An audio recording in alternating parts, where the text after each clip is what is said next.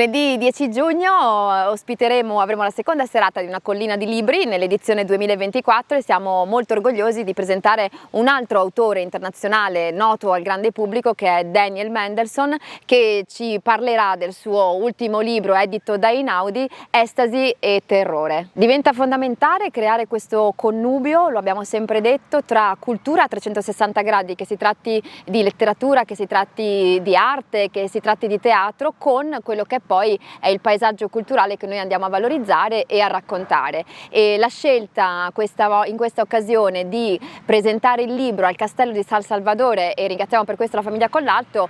chiaramente va incontro a questa esigenza, cioè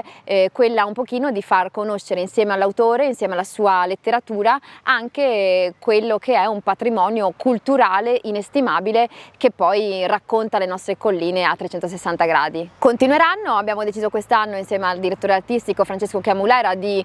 proseguire fino all'autunno, escludendo una brevissima pausa che sarà quella strettamente estiva, e proseguiranno tra l'altro con una serie di autori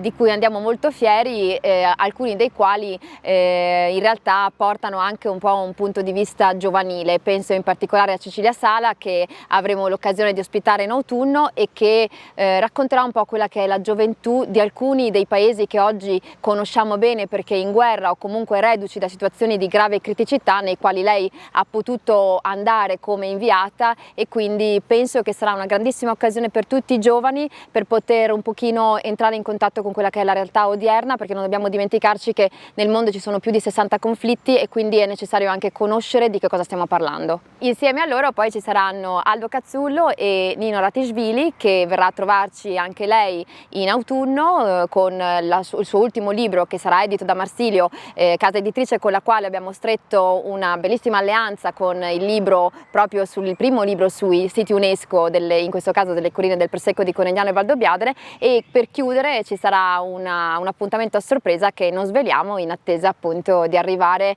alla conclusione di questo percorso, che speriamo veramente possa attrarre almeno lo stesso numero di persone dell'anno scorso, ma siamo sicuri di questo perché il primo appuntamento che abbiamo avuto circa un mese fa è stato più che sold out, per cui siamo veramente contenti.